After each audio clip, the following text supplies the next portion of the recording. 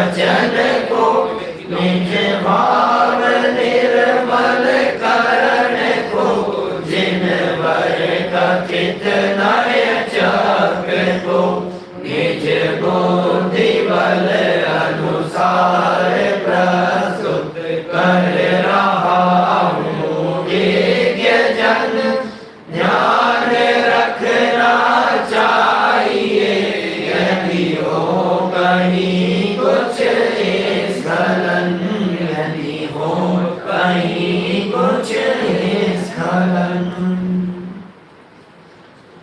परम भाव प्रकाशक नई चक्र आज एक विशेष चर्चा हम करने वाले हैं इन निश्चय व्यवहार नयों के संदर्भ में। इनके विरोध और अविरोध के स्वरूप को आज हम यहाँ देखेंगे। इन दोनों नयों का क्या स्वरूप है, क्या ये दोनों नए आपस में एक दूसरे के विरोधी हैं? निश्चय नए व्यवहार का, व्यवहार नए निश्चय का, क्या ये एक दूसरे की सुनते नहीं है, एक दूसरे की मानते नहीं है? क्या है ये मैटर? इनमें संबंध किस प्रकार के हैं और जो इनके संबंध हैं क्या वे संबंध विरोधी जैसे दिखते हैं? कल हमने इनके दो प्रकार के संबंधों का नामोल्लेख पढ़ा था, आज उनकी विस्तार से चर्चा करेंगे। कौन से संबंध बतलाए थे, याद है क्या कुछ? अक्षत कौन से दो संबंध पढ़े थे? प्रतिपाद्य प्रतिपादक संबंध और दूसरा निषेध्य निषेधक संबंध। प्रतिपाद्य को ध्यान देना थोड़ा सा। जब प्रतिपाद्य प्रतिपादक कहते हैं तब तो निश्चय व्यवहार कहा जाता है, और जब निषेध्य निषेधक कहते हैं तो व्यवहार निश्चय कहा जाएगा। समझ में आ रही है बात? माने ये कौन सा शब्द पहले है और कौन सा शब्द बाद में, इस बात को ध्यान में रख करके आपको उसका जवाब देना पड़ेगा। प्रतिपाद्य है निश्चय और प्रतिपादक है व्यवहार। प्रतिपाद्य प्रतिपादक क्या होता है? प्रतिपाद्य माने जिसके बारे में कहा जाना है, प्रतिपाद्य जिसकी चर्चा करनी है, जिसके बारे में बताया जाएगा, पढ़ाया जाएगा, समझाया जाएगा, जिसका प्रतिपादन किया जाएगा, वो प्रतिपाद्य। प्रतिपादक प्रतिपादन करने वाला। हम जो विषय समझा रहे हैं वो प्रतिपाद्य हैं, और जो समझाने वाले हैं वो प्रतिपादक हैं। वाच्य और वाचक, पाठ्य और पाठक, ज्ञेय और ज्ञायक, ध्येय और जाने वाला, ज्ञाता, ध्यायक भी कह सकते हैं। तो ये सब शब्द इसी तरह के हैं। मैं तो कभी कभी ऐसा कट कह देता हूँ समझने समझाने की दृष्टि से, मोटा मोटा जो हमारे साधर्मी लोग पीछे बैठे हैं उनकी दृष्टि से, कि जहाँ अंत में यह आए वो योग्य और क आए वो करने वाला। जैसे ज्ञायक ज्ञान करने वाला, साधक साधना करने वाला, पाठक पठन करने वाला, प्रतिपादक प्रतिपादन करने वाला। समझ में आ रही है बात? जहाँ क है वो करने वाला है, और जहाँ य हो वहाँ योग्य लगा देना। जैसे ज्ञेय जानने योग्य, साध्य प्राप्त करने योग्य, प्रतिपाद्य प्रतिपादन करने योग्य। समझ में आ रही है बात? मोटा मोटा अपने विभाजन कर दिया समझने की दृष्टि से, शब्दों का अर्थ लगाने की दृष्टि से इस तरह से मोटा मोटा विभाजन किया जा सकता है। निषेध्य निषेध करने योग्य, और निषेधक निषेध करने वाला। सब शब्द इसी तरह के हो गए।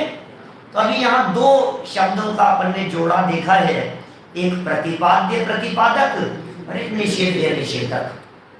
तो प्रतिपाद्य कौन है?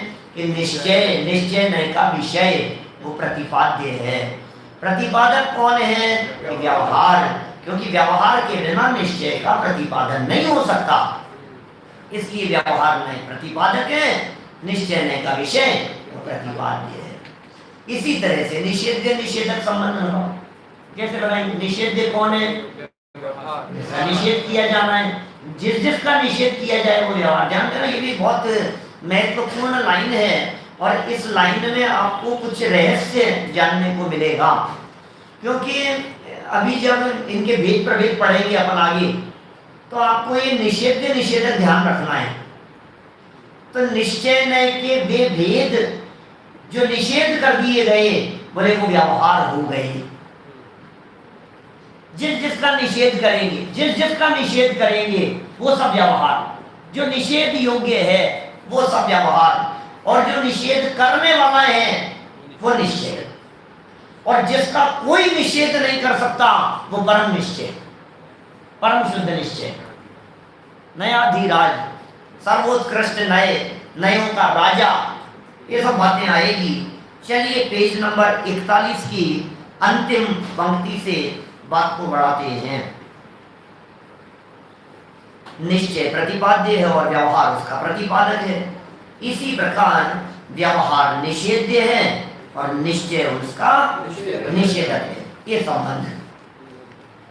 समय सार में भी इसी प्रकार की बात उठाई है। 272 नंबर गाथा ध्यान है क्या? चलो, एवं व्यवहार परिसिद्धो जानने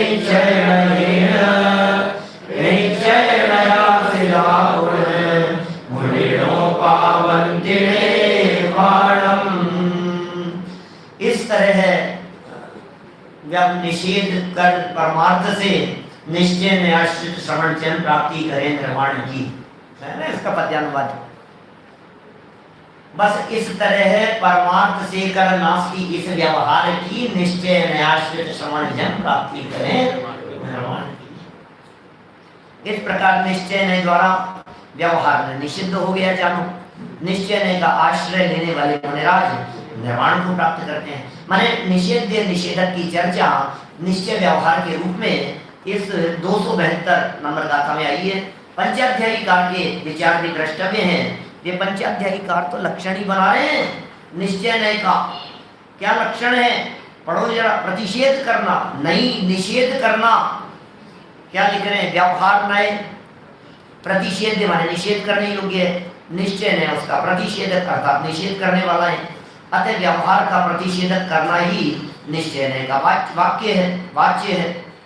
जैसे द्रव्य सद्रूप है, जीव ज्ञानवान है, ऐसा कहना व्यवहार नय है। और ना ना ना इस पद द्वारा निषेध करना ही निश्चय नय है, जो कि सब नयों में मुख्य है, नयाधिराज है। अब इनके संबंधों की तरफ गहराई से विचार करते हैं। बहुत सुंदर दृष्टांतों के माध्यम से, उदाहरणों के माध्यम से, छोटे छोटे प्रसंगों के माध्यम से इस प्रकरण को इतना सुंदर ढंग से स्पष्ट किया है। आनंददायक चर्चा है, मोहित हो जाओगे इस विषय के ऊपर।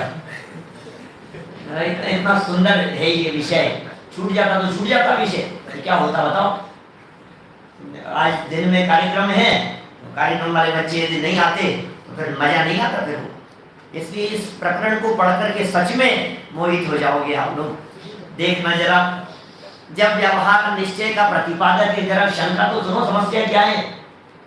जब व्यवहार निश्चय का प्रतिपादक है तो वह निश्चय का विरोधी कैसे हो सकता है? जहां एक और यह बात है कही है, वहीं दूसरी ओर यह प्रश्न भी उपस्थित होता है कि यदि निश्चय व्यवहार में विरोध नहीं है तो फिर निश्चय व्यवहार का निषेध क्यों करता है? समझ में आ रही है क्या बात? अब मेरी बात सुनना, इधर सुनो। अब इस बात को ऐसे समझो, तंदुल इधर देखना। क्या है बात? व्यवहार नय जब निश्चय का प्रतिपादन करता है तो फिर निश्चय उसका निषेध क्यों करता है? और निश्चय यदि उसका निषेध करता है तो फिर व्यवहार प्रतिपादन क्यों करता है? बात समझ में आ रही है क्या? और यदि ये दोनों अपना काम करते हैं और फिर भी आप कहते हो कि विरोध नहीं है, तो ऐसा कैसे हो सकता है? ये क्या चक्कर है? व्यवहार में उसका प्रतिपादन करे और निश्चय में उसका निषेध कर दे मांगे। ये बात जच नहीं रही है हमारे को। कोई व्यक्ति आपकी तारीफ करे और आप उसको एक सिरे से खारिज कर दो, उस लड़के को ही खारिज कर दो, निषेध कर दो, उसका निषेध कर दो, इसकी सुनना मत बात। ये कहां तक उचित है? इन बातों को देख करके कभी कभी तो ऐसा लगता है कि ये क्या उन शासकों की तरह नहीं है जिन्होंने जिन कारीगरों से अच्छे महल सुरंग और सब बनवाई और बन जाने के बाद उनके हाथ काट दिए। ऐसा नहीं लग रहा है? व्यवहार में बेचारा बतला रहा है, तुम्हारे को बता रहा है, तुम्हारे को प्रमोट कर रहा है, तुम्हारी बात बतला रहा है, तुम्हें समझा रहा है, प्रतिपादक है तुम्हारा। एक बात ध्यान रखना, व्यवहार नहीं होता तो तुम्हें कोई पहचानता भी नहीं। निश्चय समझ क्या रखा है तुमने कि नहीं नहीं, क्यों निषेध करते हो? तो निश्चय नहीं कहता है इसी की वजह से मैं अटका हुआ हूं, ये मुझे अटकाता है। जब तक ये साथ में रहता है तब तक मुझे कीमत नहीं मिलती। दुनिया मुझे कहती है क्या छोकरों के साथ में रहते हो, निषेध करता है। ये क्यों रहते हैं? इन्हें अच्छा लगता है कि हम उनके साथ में कितना प्रैक्टिकल है, बहुत प्रैक्टिकल उदाहरणों से पंकज भाई इन बात को समझाया है। मधुर बहुत ही सुंदर ढंग से इन बातों को समझाते हैं। जरा सुनो क्या कह रहे हैं यहाँ। गंभीरता से विचार करें तो इसमें अनुचित लगने जैसी कोई बात नहीं है, क्योंकि इस प्रकार की स्थितियां लोक में भी तो देखने में आती है। कोई भी साधारण सा व्यक्ति बड़े व्यक्ति के साथ में रहना चाहेगा ना, और बड़ा व्यक्ति साधारण व्यक्ति को अपने पास में क्यों रखेगा? वो कहेगा यार ये जबरदस्ती मेरे साथ में लगा रहता है। ऐसा ही प्रैक्टिकल है। उदाहरण दिया है शतरंज के दो खिलाड़ी, विरोध अविरोध को समझा रहे हैं, बहुत सुंदर एग्जाम्पल देकर के शतरंज के दो खिलाड़ियों का एग्जाम्पल दिया। शतरंज कौन कौन खेलता है आप लोगों में से? शतरंज के शौकीन बस इतने से ही हैं। थोड़ा मानस क्या होता है शतरंज, किनके साथ में खेलते हो? दोस्तों के साथ में या दुश्मनों के साथ में? दोस्तों के साथ में खेलेंगे और खेलते खेलते ऐसी दुश्मनी की क्या, अरे रख दिया तूने, हाँ हट गया था यहाँ से क्या? अब तो ये घोड़ा हिलेगा नहीं यहाँ से, अब तो पिटेगा बस, कुछ नहीं, वही रख दिया। ये होता है कि नहीं ऐसा? सौरभ वो समझा रहे हैं, दादा भी बहुत अच्छी खेलते थे। देखो शतरंज के दो खिलाड़ी हैं, और ये जो शतरंज का जो एग्जाम, शतरंज तो बुद्धिमान लोग खेलते हैं, कैरम खेलते हैं बिना बुद्धि वाले, चौपड़ खेलते हैं बिना बुद्धि वाले, और शतरंज खेलते हैं भाग्य वाले। ऐसा ऐसा मैं नहीं कह रहा हूँ, ऐसा बनारसी दास जी ने लिखा नाटक समय सार में। बनारसी दास जी ने नाटक समय सार में लिखा चौपड़ खेलते हैं अज्ञानी ना समझ लोग, और शतरंज खेलते हैं समझदार लोग। वो खुद शतरंज खेलते थे बादशाह के साथ में, इसलिए लिखा आशीष नहीं, उन्होंने तर्क दिया उसके पीछे, क्योंकि चौपड़ खेलने में बुद्धि काम करने की जरूरत नहीं है। पासे जो आएंगे वही तो चलोगे, आप क्या करोगे? चौपड़ खेलिए किसी ने? चौपड़ खेलते थे क्या?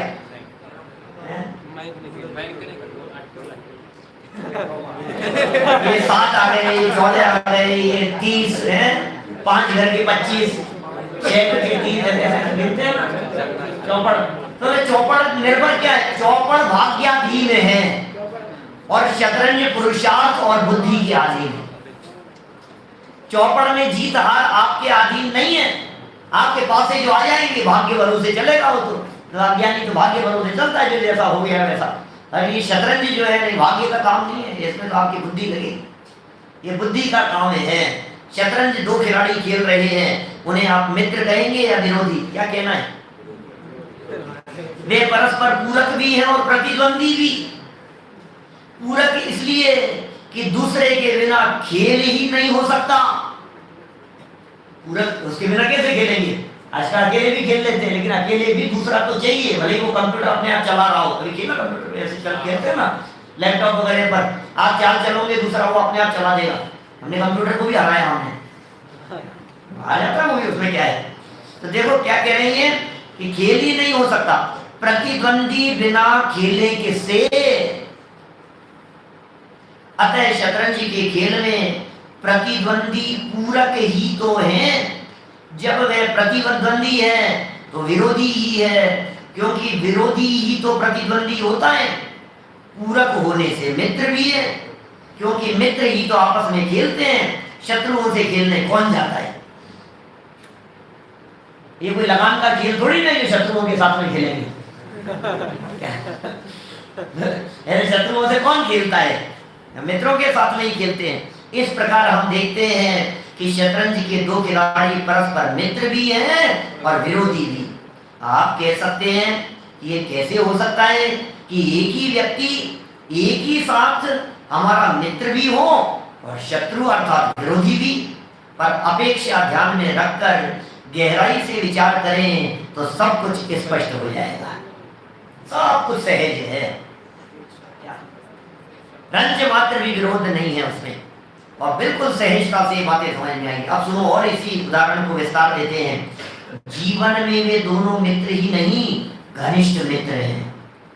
आप लोग आपस में उनमें ऐसी मित्रता देखी जा सकती है कि एक दूसरे के पीछे जान की भी बाजी लगा सकता है, पर खेल में प्रतिद्वंदी विरोधी शत्रु भी ऐसे कि चाहे जान चली जाए पर सामने वाले के बादशाह को शय दिए बिना नहीं मानेंगे। एक दूसरे के लिए जान की बाजी दे सकते हैं, एक दूसरे की जान ऐसे लगे देखने वालों को, ऐसे लड़ रहे हैं खेलने वाले जैसे एक दूसरे की जान ले लेंगे। प्यादे कोई नहीं, वजीर को भी मारे बिना नहीं रहेंगे। जीवन में वे एक दूसरे को क्षमा कर सकते हैं, पर खेल में नहीं। खेल में नहीं होगा ही नहीं। अच्छा, थोड़ी बहुत भी यदि मित्र समझ करके मेहरबानी करे तो फिर खेल में वो मजा नहीं आएगा। लेकिन दादा ने आगे वाक्य, खेल में तो उसे हराने की निरंतर ही जी जान से कोशिश करते हैं, न करें तो फिर खेल में आनंद नहीं आएगा। हमारा चीज फिर तो मजा ही नहीं आएगा। वो कहेगी नहीं तुम पीट लो, वो कहेगी नहीं नहीं तुम कैसे होगा फिर? खेल कैसे होगा? खेल में तो बिल्कुल बराबर ही वही चाहिए कि नहीं, हराएंगे एक दूसरे को पूरी बुद्धि, तभी तो बुद्धि का प्रयोग होगा। इसलिए शतरंज के खेल में हमेशा ये कहते हैं अपने से होशियार के साथ में खेलना, अपने से कमजोर के साथ में नहीं। आपको यदि उसमें परिपक्वता चाहिए तो उनके साथ में, कमजोर के साथ में खेल करके आपकी चाल बिगड़ जाएगी, आपकी बुद्धि काम करना बंद कर देगी, आपकी बुद्धि बंद हो जाएगी। आप अच्छे से अच्छे धुरंधर लोगों के साथ में खेलो। अरे वहां तक पहुंचो विश्वनाथ आनंद तक, जहां तक पहुंचना हो। नहीं जानते आप लोग? शतरंज के खिलाड़ी तो जानते ही होंगे। खेल में खेल के प्रति ईमानदार, खेल के पक्के, और जीवन में जीवन के प्रति ईमानदार। जीवन के पक्के जैसे दो खिलाड़ी होते हैं, वैसे जिनवाणी में भी दोनों नए अपने अपने विषय के पक्के हैं। जिसका जो विषय है उसे वे अपना अपना विषय बनाते हैं। विषयगत विरोध के कारण, देखना परस्पर विरोध अविरोध को यहाँ स्पष्ट कर रहे हैं, अंडरलाइन करने जैसी लाइन है। विषयगत विरोध के कारण वे परस्पर विरोधी भी हैं। विरोधी क्यों है? विरोधी क्यों है नेत्रेश? विरोधी क्यों है? विषयगत विरोध के कारण विरोधी भी हैं, और सम्यक श्रुत ज्ञान के भेद होने से अभिन्न साथी भी है। दोनों ही सम्यक श्रुत ज्ञान के अंश हैं, अभिन्न साथी हैं। दोनों ही अपने काम के पक्के हैं, अपने अपने काम पूरी ईमानदारी से बखूबी करते हैं। एक द्रव्य में भेद करना किसका काम है? व्यवहार का। और अभेद देखना किसका काम है? निश्चय नहीं का। अब यदि निश्चय ने अभेद के साथ साथ में एक ही द्रव्य में भेद भी देखने लगे तो फिर निश्चय कौन करेगा उसको? तो व्यवहार हो जाएगा। व्यवहार में भेद देख रहा है और उस भेद देखते देखते यदि वो व्यवहार में एक ही द्रव्य को अभेद भी देखने लगे तो फिर उसे व्यवहार कौन कहेगा? फिर तो वो निश्चय हो जाएगा। दोनों के अपने अपने काम हैं। देखिए, इन्हीं बातों को और भी कई उदाहरणों से अपन समझ सकते हैं। जैसे पीछे अपन ने जो टोडरमल जी साहब की पंक्तियां देखी थी ना, उनमें अलग अलग परिभाषाएं लग रही थी। जैसे वो एक संयोगाश्रित वाली परिभाषा लग रही थी, पराश्रित वाली, स्वाश्रित पराश्रित वाली परिभाषा, एक आत्मा को अभेद अखंड देखने में भेदाश्रित वाली परिभाषा लग रही थी। वो उस दृष्टि से किए, वो बराबर आप लोगों को ध्यान से देखना चाहिए उन सब मुद्दों को भी। यहाँ तो विरोध अविरोध वास्तव में दिखता है, विरोध दिखता है लेकिन विरोध है नहीं। मैं तो ऐसा कहता हूँ इस मुद्दे पर कि निश्चय और व्यवहार में 36 का आंकड़ा नहीं है, 63 का आंकड़ा है। 36 और 63 में क्या फर्क है? 36 और 63 में क्या फर्क है? इन दोनों में तो 36 का आंकड़ा है, ऐसा कहते हैं कभी। इसका मतलब वो विरोधी नहीं, 36 वाले तो विरोधी हैं, 63 वाले नहीं। हाँ, जबकि दोनों के मुंह विपरीत दिशा में। समझना, दो दुश्मनों के भी मुंह विपरीत दिशा में होते हैं, अलग अलग दिशा में होते हैं, और दो मित्रों के भी मुंह अलग अलग दिशा में होते हैं। अरे आप लोगों का और मेरा मुंह अलग अलग दिशा में है तो क्या हम विरोधी हैं क्या एक दूसरे के? मैं क्या करना है? मेरा मुंह उत्तर में है और तुम्हारा मुंह दक्षिण में है, क्या करूं बोलो? कि नॉर्थ है ना ये, हम तो नॉर्थ में बैठे हैं इधर मुंह करके और तुम इधर। हाँ हाँ पता है। अब इधर करो, तुम्हारा मुंह इधर है, हमारा मुंह इधर है। देखो भैया, दो दुश्मनों के मुंह ऐसे विपरीत दिशा में होते। 36 है, 3 का मुंह इधर है और 6 का मुंह इधर है, 36 का आंकड़ा है। और 63 कर दो, दो मित्र आमने सामने खड़े होकर के बात कर रहे हैं, उनके मुंह भी विपरीत दिशा में है, लेकिन आमने सामने एक दूसरे के पूरक हैं। निश्चय और व्यवहार का स्वरूप भी एक दूसरे के पूरक हैं। विषयगत विरोध है, वस्तुगत विरोध नहीं है। विषयगत विरोध है, ठीक है ना, लेकिन जिस वस्तु की वे बात कर रहे हैं प्रयोजन में विरोध नहीं है। विषय उनका अपना अपना है, प्रयोजन एक ही है, और शुद्ध आत्म तत्व तक पहुंचाना। विरोध भी और अविरोध भी देखने में तो आपको ऐसा ही लगे जो दो दुश्मनों जैसे। दो व्यापारियों का उदाहरण देकर के इस बात को बताता रहा हूं मैं इस प्रसंग पर हमेशा। दो व्यापारी हैं और दो सगे भाई हैं। वो जो व्यापारी है वो सगे भाई हैं, दुकान करते हैं, आपने देखे होंगे, आप पड़ोस में घरों में आपके इस तरह के होंगे। दो सगे भाई बिजनेस करते हैं, मोदी जी साथ में बिजनेस कर रहे हैं, और अब बिजनेस कर रहे हैं तो उनमें दोनों के काम अलग अलग। एक दुकान में सामान लाता है और दूसरा दुकान पर बैठ करके माल बेचता है, ठीक है। जो माल लेकर के आता है इसका मतलब क्या है? दुकान भरता है, और जो बैठ के बेचता है माने क्या है? दुकान खाली करता है। एक दुकान भरने का काम कर रहा है, एक दुकान खाली करने का काम कर रहा है।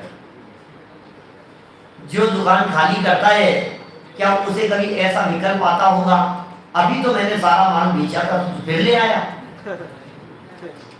जो माल लेकर के आता है जो भाई, उसे ऐसा विकल्प आता होगा कि अभी तो मैं माल लाया ही था, तूने 2 दिन में ही सारा बेच दिया, ये क्या करता है यार?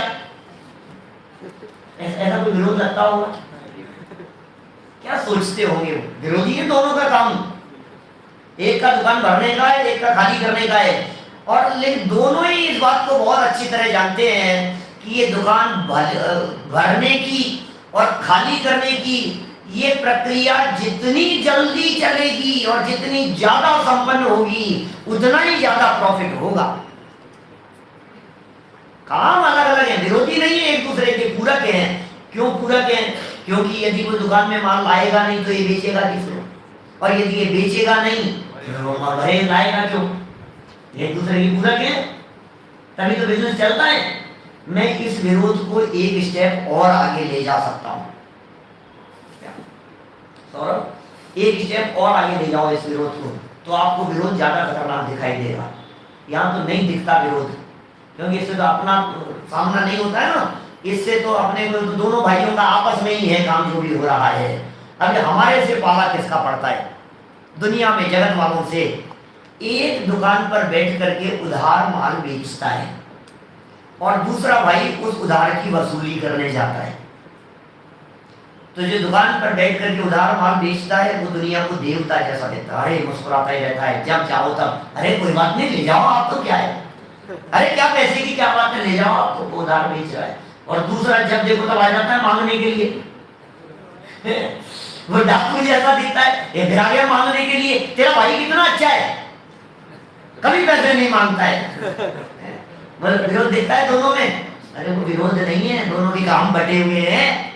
क्या उसका काम उधार देना है और उसका काम उस उधार की वसूली करना है। वो उधार देता ही इसलिए कि वो वसूल कर लेगा, वो वसूली करने के लिए आया ही इसलिए कि उसने उधार दिया था। एक दूसरे के पूरक है या नहीं है? विरोधी दिखाई देते। कितना सुंदर समझा रहे हैं, देखो इन्हीं बातों को और समझाते हैं। व्यवहार का काम भेद करके समझाना है, संयोग का भी ज्ञान कराना है। सो वह अभेद अखंड वस्तु में भेद करके समझाता है, संयोग का ज्ञान कराता है, पर भेद करके भी वह समझाता तो अभेद अखंड कोई है। व्यवहार में किसको समझा, भेद किए क्यों ये तो बताओ, भेद क्यों किए थे? समझाने के लिए किए थे। किसे समझाने के लिए किए थे? बोलो। निश्चय को समझाने के लिए, अभेद अखंड को समझाने के लिए। संयोग से भी समझाता असंयोगी तत्व कोई है, तभी तो उसे निश्चय का प्रतिपादक कहा जाता है। यदि वह अभेद अखंड असंयोगी तत्व को न समझावे तो उसे निश्चय का प्रतिपादक कौन कहे? व्यवहार में काम क्या कर रहा है? निश्चय को ही तो समझाने का काम कर रहा है, नहीं तो कौन उसे निश्चय का प्रतिपादक कहेगा? और निश्चय का काम अब नेक्स्ट स्टेप, यहाँ तो व्यवहार में उसका प्रतिपादन किया और वो निश्चय का प्रतिपादन क्यों कर रहा है ये बात समझाई। अब वो निषेध क्यों कर रहा है? निश्चय का काम व्यवहार का निषेध करना है, निषेध करके अभेद अखंड असंयोगी तत्व की ओर ले जाना है। निश्चय का काम क्या है? एकाग्र, अपने आत्मा तक ले जाना। निश्चय का काम व्यवहार का निषेध, और निषेध करके अभेद अखंड आत्म तत्व की ओर ले जाना। यही कारण है कि वह अपने विरोधी प्रतीत होने वाले अभिन्न मित्र व्यवहार का भी बड़ी निर्दयता से निषेध कर देता है। होता है ऐसा भाई साहब, आप देखो अपने प्रयोजन की सिद्धि के लिए ऐसे काम करने पड़ते हैं, जिनसे विशेष स्नेह हो उनको भी किसी प्रयोजन पर, किसी प्रसंग पर दूसरों को समझाने के लिए डांटना पड़ता है, तो हो जाता है। आपने मुझे क्यों सुनाया, गलती तो उसकी थी, तुम हमारे अपने हो ना, जिसने तुम्हें कह दिया। तो निश्चय में व्यवहार का निषेध कर रहा है तो अपना समझ करके कह रहा है, साथी समझकर किंचित मात्र भी दया नहीं दिखाता। यदि दिखावे तो अपने कर्तव्य का पालन कैसे करेगा? थोड़ी बहुत भी दया दिखाएगा तो पालन कैसे करेगा? दया नहीं निभाना। इसने इतना बड़ा काम किया है, इसने इतना बड़ा काम किया है। आगे कहिए नाव वाव के और ये सभी एग्जाम्पल, साबुन का एग्जाम्पल, ये सब नीचे दिए हैं, अभी नीचे पढ़ेंगे सब दृष्टांतों की झड़ी लगाई है। आज तो बहुत सारी चर्चाएं की है, कितने उदाहरण कहानी प्रसंग समझ में आ रही है, प्रकरण समझ में आना चाहिए किस तरह का है। ये छत बनी ना, ये तो यहाँ इसके नीचे लकड़ियां लगाई थी तो फिर हटाई क्यों? ये लगाई इसलिए थी कि हटानी है उनको। ऐसा ही स्वरूप होता है। बर्तन साफ करते हैं, राख से करते थे पहले, साबुन से करते, जिससे भी करते हैं। कपड़े धोने का उदाहरण दे रहे हैं, नाव में बैठने का उदाहरण दे, सारी बातें यही है। किस लिए? ट्रेन में बैठना भी, ट्रेन से उतरना भी, गाड़ी में बैठना भी, उससे उतरना भी, फ्लाइट में बैठना भी, उतरना भी, नाव में बैठना उतरना, सब बातें ये सब समझाने वाले हैं। साबुन लगाना भी और उसे धो भी देना, ये सब नीचे देखो, अभी पहले लगा लेते हैं फिर धोएंगे उसको। यदि वह व्यवहार का निषेध न करे तो निश्चय के विषयभूत शुद्धात्मा की प्राप्ति कैसे हो? आत्मा का अनुभव कैसे हो? आत्मानुभूति की प्राप्ति के लिए ही तो ये सब प्रयास है। व्यवहार तो हमारा मित्र है, उसका निषेध कैसे करें? यदि इस विकल्प में उलझ जावे तो फिर उसका भूतार्थ बना ही नहीं रहेगा। कैसे होगा ये सब? ऊपर जो 2 पैराग्राफ दिए थे, उन 2 पैराग्राफों के संबंध में मैं जरूर एक वाक्य कहना चाहता हूं कि दोनों पैराग्राफ में कॉमन बात तलाशो क्या है? अभेद अखंड तक पहुंचना, यही तो है ना, दोनों में यही तो कॉमन बात है ना। तो निश्चय ने व्यवहार का निषेध क्यों किया? अभेद अखंड तक पहुंचने के लिए। व्यवहार ने भेद क्यों किए? अभेद अखंड तक का ज्ञान कराने के लिए, वहां तक पहुंचाने के लिए। तो दोनों का एक ही प्रयोजन है। बात तो वहीं तक है, वहीं तक ले जानी है हमारे को, संदेश वहीं तक तो पहुंचना है। दोनों का संदेश क्या है? अभेद अखंड आत्मा तक पहुंचना। बस यही संदेश है, ठीक है ना। देखो नमन, ठीक है बात। देखो निश्चय व्यवहार का निषेध कोई द्वेष के कारण थोड़ी ही करता है, इसलिए थोड़ी ना कर रहा है कि उससे कोई दुश्मनी है, मैं इसलिए नहीं कर रहा हूं, द्वेष के कारण नहीं करता है। वह निषेध है इसलिए निषेध करता है, उसकी सार्थकता निषेध में है, उसका प्रयोग भी साबुन की भांति निषेध के लिए किया जाता है। साबुन की भांति निषेध के लिए प्रयोग होता है। जिस प्रकार साबुन लगाए बिना कपड़ा साफ नहीं होता और साबुन लगी रहने पर भी कपड़ा साफ नहीं होता। लगाए कि नहीं लगाए? सर में शैम्पू यदि रह जाए मान लो तो क्या होगा? गंदगी दिखेगी, वो मैट है। वो कपड़ों में यदि साबुन रह जाए तो कपड़े में ऐसे निशान दिखेंगे। कभी कभी साबुन लगे हुए कपड़े, कुर्ते को साबुन पानी में हुआ था और उसको ऐसे ही बिना साबुन निकाले हुए उसको सुखा दो, फिर देखो आप कैसे उसके अंदर दाग धब्बे दिखाई देते हैं, साबुन के निशान दिखते हैं। साबुन लगाकर धोने से कपड़ा साफ होता है, साबुन लगाया ही धोने के लिए जाता है, उसकी सार्थकता ही लगाकर धो डालने में है। ये कोई नहीं कहता कि जब साबुन ने आपके कपड़े साफ कर दिए तो अब उसे भी क्यों निकालते हो, कोई कहता है कि ऐसा? और जब धोना ही था तो लगाते क्यों हो, लगाया था तो धोते क्यों हो? लगता है भाई आपने लगाया क्यों था, जब लगा ही लिया तो धोते क्यों? अब धो ही लिया, धोना ही था उसको तो फिर लगाया क्यों आपने? ऐसे काम करते हैं ना, मेहंदी लगाने वाले इसी तरह लगाते हैं, साफ कर देते हैं उसको, सब काम इसी तरह से करते हैं। देखो उसी प्रकार व्यवहार के बिना, ये बहुत महत्वपूर्ण पैराग्राफ है, ध्यान देने योग्य है। व्यवहार और निश्चय के परस्पर संबंध को बताने वाला, व्यवहार के बिना निश्चय का प्रतिपादन नहीं होता और व्यवहार के निषेध बिना निश्चय की प्राप्ति नहीं होती। क्या कहा? व्यवहार के बिना निश्चय का प्रतिपादन नहीं होता और निषेध के बिना उसकी प्राप्ति नहीं होती, निश्चय की प्राप्ति। इतना बैलेंस है और इस बैलेंस को समझो तो आनंद आता है भाई, संकेत आनंद आता है इसमें। देखो निश्चय के प्रतिपादन के लिए व्यवहार का प्रयोग अपेक्षित है और निश्चय की प्राप्ति के लिए व्यवहार का निषेध आवश्यक है। आपका प्रयोजन गाड़ी चलाने का है कि गाड़ी रोकने का है? चलाने का है, चलाएंगे तो ब्रेक की जरूरत तो नहीं ना, एक्सीलेटर चाहिए ना आपको, एक्सीलेटर ही। गाड़ी में ब्रेक की जरूरत थोड़ी है, ब्रेक की क्या जरूरत? जब आपको गाड़ी चलानी है तो फिर चलाओ, आप एक्सीलेटर देते रहो। नहीं, यदि एक्सीलेटर ही देते रहे ब्रेक नहीं होगा तो टकरा जाएंगे। अच्छा ब्रेक इतना जरूरी है, ब्रेक पे पाँव रखना, चलेगी नहीं गाड़ी, तो मंजिल पर नहीं पहुंच पाओगे। तो मंजिल पर यदि आपको पहुंचना है तो क्या करना? दोनों विरोधी हैं एक दूसरे के। और आपको पता है गाड़ी चलाने में जिस पैर से ब्रेक लगेगा उसी पैर से एक्सीलेटर दबेगा। दोनों अलग अलग पैर नहीं, एक पैर से ब्रेक दबाओ और दूसरे पैर से एक्सीलेटर, ऐसा नहीं चलेगा। फिर तो दोनों एक साथ दबा दोगे। नहीं, जिस समय ब्रेक पर है उस समय एक्सीलेटर पर नहीं है, जिस समय एक्सीलेटर पर है उस समय ब्रेक पर नहीं है। ऐसा ही है, जिस समय निश्चय का प्रयोग होगा तो व्यवहार नहीं है, व्यवहार का प्रयोग होगा तो निश्चय का नहीं। जिस समय जिसकी उपयोगिता हो उस समय उसके ऊपर पैर जरूरी है। देखो व्यवहार का प्रयोग अपेक्षित है, इसलिए निश्चय के प्रतिपादन के लिए, लेकिन निश्चय की प्राप्ति के लिए व्यवहार का निषेध आवश्यक है। यदि व्यवहार का प्रयोग नहीं करेंगे तो वस्तु हमारी समझ में नहीं आएगी और व्यवहार का निषेध नहीं करेंगे तो वस्तु प्राप्त नहीं होगी। हमने दो शब्द दिए थे, समझने के लिए और समझ आने के लिए, ऐसे शब्द दिए थे। यहाँ नई शब्दावली का प्रयोग है। एक के बिना वस्तु समझ में नहीं आएगी और दूसरे के बिना उसकी प्राप्ति नहीं होगी। तो वस्तु को समझने के लिए व्यवहार जरूरी है और वस्तु में समझ आने के लिए उसका निषेध जरूरी है। ठीक है अविरल? देखो व्यवहार का प्रयोग भी जिनवाणी में प्रयोजन से ही किया गया है और निषेध भी प्रयोजन से किया गया है। जिनवाणी में बिना प्रयोजन एक शब्द का भी प्रयोग नहीं होता। लोक में भी बिना प्रयोजन कौन क्या करता है?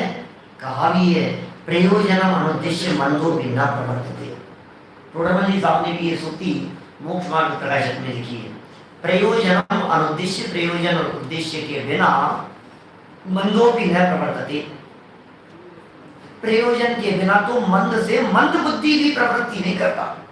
आप इधर क्यों आए, आप यहाँ क्यों बैठ गए, आप क्यों रुके रह गए, आपने ये क्यों खरीद लिया, आपने ये क्यों खाया, जो भी करते हो आप, मंद से मंद बुद्धि भी प्रयोजन के बिना प्रवृत्ति नहीं करता। फिर बुद्धिमान लोग तो करेंगे ही क्यों? समस्त जिनवाणी ही एक आत्म प्राप्ति के उद्देश्य से लिखी गई है। इसी उद्देश्य से निश्चय और व्यवहार में प्रतिपाद्य प्रतिपादक एवं व्यवहार और निश्चय में निषेध निषेधक संबंध है। समझना, दोनों शब्द आगे पीछे कर दिए दादा ने। निश्चय व्यवहार और व्यवहार निश्चय। निश्चय व्यवहार में कौन सा संबंध है? प्रतिपाद्य प्रतिपादक। और व्यवहार निश्चय में, निश्चय व्यवहार में नहीं, निषेध निषेधक, व्यवहार निश्चय में, क्योंकि व्यवहार निषेध्य है और निश्चय निषेधक है, ऐसा संबंध माना है। यद्यपि निश्चय और व्यवहार का स्वरूप परस्पर विरोध लिए सा है, दोनों का स्वरूप कैसा है? स्वरूप परस्पर विरोध लिए सा है, तथापि निश्चय रूप अभेद को भेद करके तथा असंयोगी को संयोग द्वारा प्रतिपादन करने वाला व्यवहार जगत को निश्चय का विरोधी सा नहीं लगता। यद्यपि काम दोनों के विरोधी हैं, लेकिन दुनिया में कोई नहीं कहता कि व्यवहार में निश्चय का विरोध कर रहा है। सब ये कहते हैं व्यवहार तो कितना भला है बेचारा, निश्चय की गुण गाता है, जब देखो तब उसके गीत ही गाता रहता है, निश्चय की प्रशंसा करता रहता है, निश्चय की महिमा बखान करता रहता है, व्यवहार कितना अच्छा है। और ये निश्चय देखो नालायक, ये कैसा दिखता है, एहसान फरामोश, व्यवहार व्यवहार के एहसान कोई नहीं मान रहा है, उसका निषेध कर रहा है, क्योंकि वह निश्चय का प्रतिपादन करता है ना व्यवहार में, और निश्चय का प्रतिपादन करता है, इसलिए विरोधी का नहीं लगता। किंतु जब निश्चय अपने ही प्रतिपादक व्यवहार का निर्दयता से निषेध करता है, निश्चय ने बिल्कुल निर्दयता से व्यवहार का निषेध कर दिया, तो जगत को खटकता है, क्योंकि व्यवहार का निश्चय प्रतिपादकत्व, व्यवहार के द्वारा निश्चय का प्रतिपादन, व्यवहार का निश्चय प्रतिपादकत्व और अभूतार्थत्व, ये दोनों एक साथ जगत के गले आसानी से नहीं उतरते। ये अभूतार्थ भी है ये बात, और वो प्रतिपादन भी करे, ये दोनों बातें ये एक साथ गले नहीं उतरती। जब व्यवहार निश्चय अर्थात भूतार्थ का प्रतिपादक है, तो फिर स्वयं अभूतार्थ कैसे हो सकता है?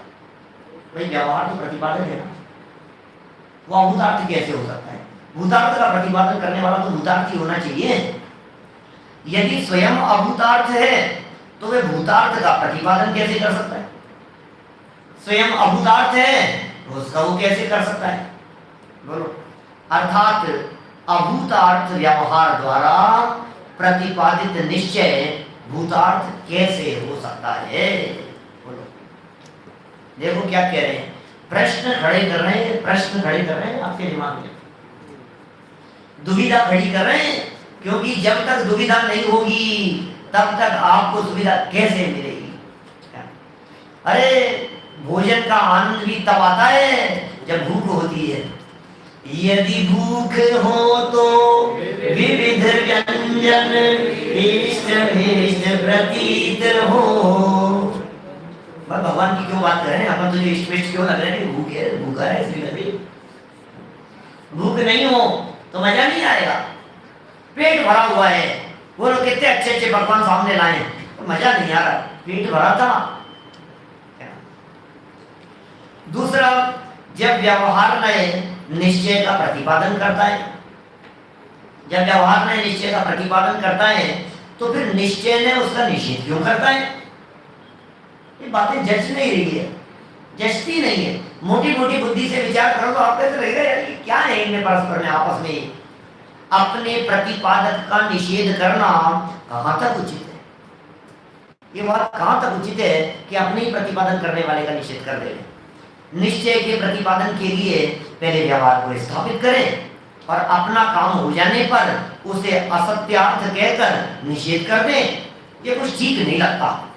अपने उत्तम चंद जी पंडित जी साहब थे ना शिवनी वाले, वो ये कहते थे कि जिन लकड़ियों को चूल्हे में जलाना हो उन्हें पहले जंगल से काटकर माथे पर लाया जाता है।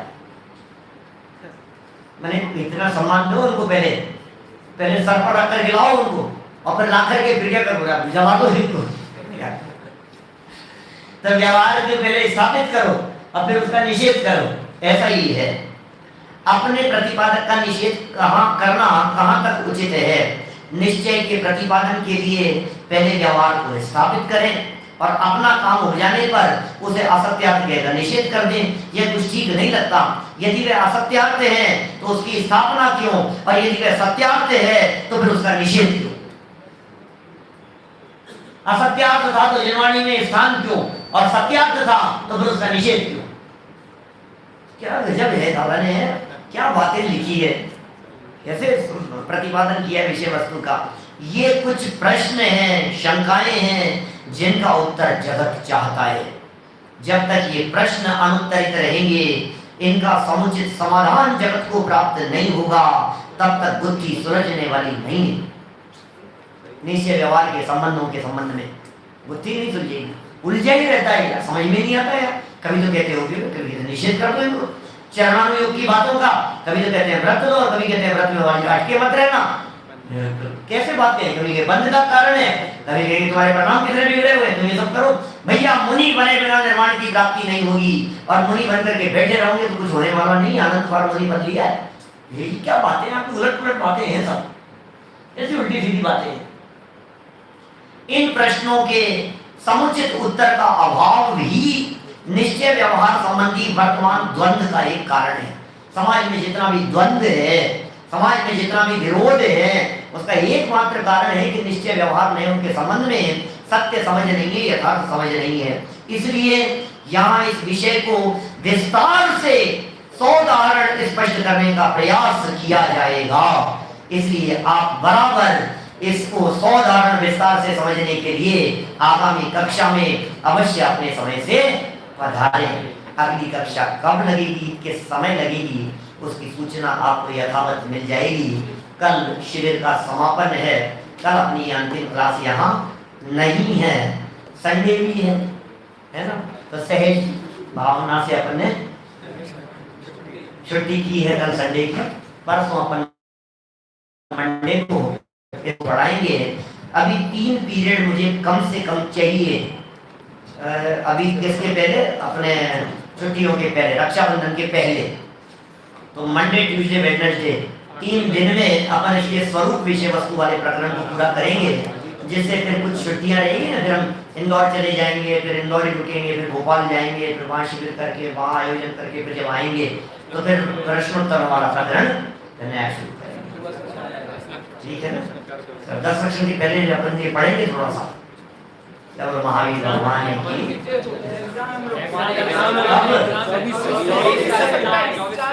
24 से, अरे फिर क्या होगा, 24 से एग्जाम है। अरे बहुत